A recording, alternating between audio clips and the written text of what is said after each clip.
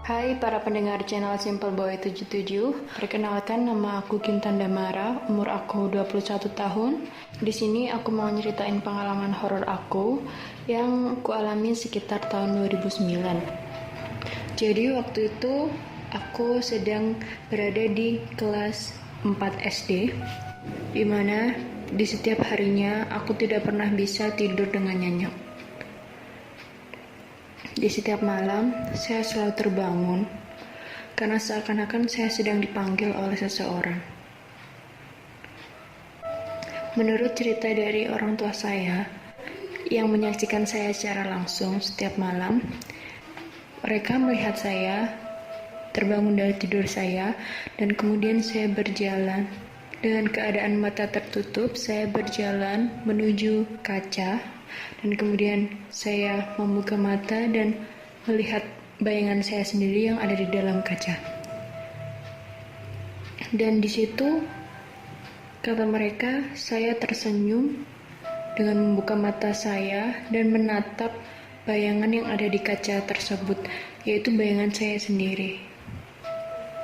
Saya senyum seakan-akan saya sedang berbicara dengan sosok yang ada di cermin tersebut.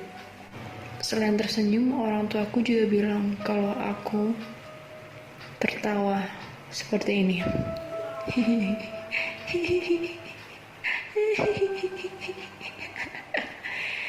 Jadi seolah-olah saya tertawa beserta menangis. Dan setelah itu saya berteriak, Astaghfirullahalazim, Astaghfirullahalazim, berulang-ulang kali seperti itu. Berteriak dan kemudian menjauhi kaca tersebut dan berjalan mengelilingi rumah. Sembari berjalan, mereka berkata bahwa aku berteriak dan kemudian meludah-ludah di lantai. Pada saat itu, aku sama sekali tidak sadar apa yang sedang terjadi kepada diriku sendiri. Di setiap malam aku selalu mengalami hal tersebut. Aku terbangun di tengah malam, antara jam 1, jam 2, dan jam 3. Setiap malam aku mengalami hal tersebut, sampai orang tuaku merasa capek dengan semua ini. Lalu mereka juga berkata, selain hal-hal tersebut yang aku lakukan di saat malam, aku juga sesekali muntah-muntah di tengah malam tersebut. Mereka berkata bahwa aku selalu meminta ambilkan kantong plastik untuk aku mengeluarkan muntah yang ada di perut aku.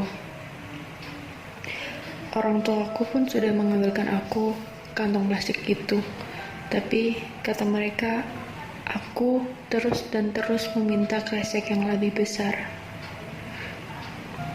Dan setelah aku mengeluarkan muntahku itu, orang tuaku langsung menyiramku dengan air, dengan mengusapkan ke muka aku.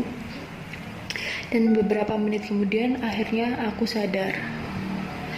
Dan di dalam sadarku itu, yang aku ingat hanyalah aku sedang bermimpi. Aku sedang bermimpi, sedang berjalan di sebuah ruangan, di mana ruangan itu tidak punya batas. Jadi saya tidak tahu kemana saya akan pergi. Tidak hanya itu mimpi yang aku alami selama aku mengalami kejadian aneh setiap malam. Aku juga bermimpi tentang suatu ruang geometri yang terus berputar. Dan di mana di dalam mimpi itu aku dipaksa untuk masuk ke dalam lubang yang berputar itu. Kadangkala saya juga bermimpi berada di sebuah ruangan yang tiba-tiba ruangan itu semakin sempit, dan semakin sempit. Disitulah saya merasa tidak nyaman setiap malam. Mungkin karena aku bermimpi hal-hal aneh tersebut, sehingga aku melakukan hal-hal aneh pula ketika aku tidur.